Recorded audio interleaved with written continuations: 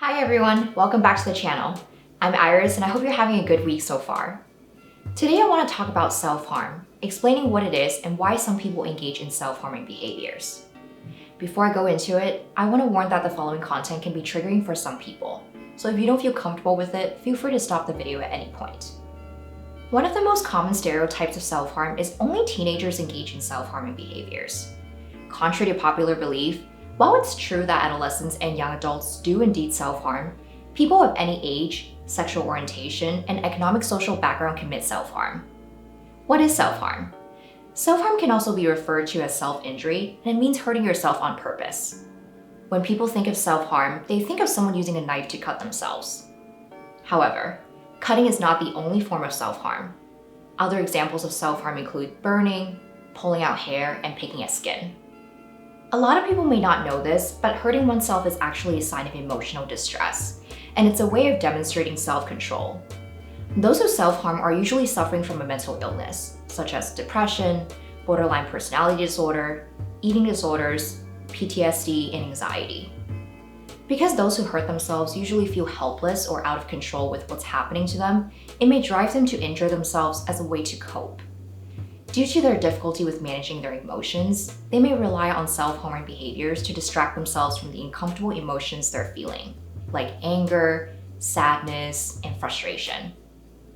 By injuring themselves, it's a way to allow them to focus on something else for a short period of time. It eventually becomes a coping skill for them, though not a healthy one, but it is the one that they developed over time to deal with their emotional pain. People who injure themselves usually want to feel something other than numbness. Because they're in so much emotional pain, they might inflict physical pain on themselves as a reminder that what they're going through is real, in order to replace the emotional numbness they feel. Self-injury is the only thing they think they have control over.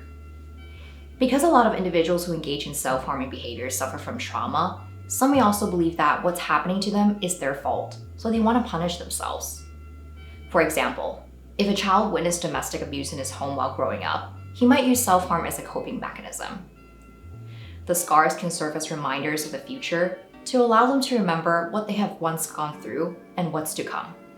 A common stereotype that a lot of people believe is that people who self-harm are attention seekers. While some do that as a cry for help, many do not want others to know and choose to hide their scars so that other people won't notice. Another stereotype is that self-harm means attempting suicide. While it might be true that if someone's hurting themselves, they may be at an increased risk of feeling suicidal, not everyone who's injuring themselves on purpose wants to end their lives. If you're worried about a friend or family member might be hurting themselves, be there for them and prepare to listen even if it makes you uncomfortable. Please don't think it's a joke or dismiss how they feel. A lot of people don't know this, but self-injury is addictive and it's very difficult to stop. Instead, tell them that self-harm isn't uncommon and encourage them to go to a therapist or doctor to seek help. The bottom line is, those who self-harm can overcome with treatment, and they can learn healthier coping skills to manage their emotions. Thanks for watching this video, and give me a like if you found it helpful. I'll see you next week. Bye.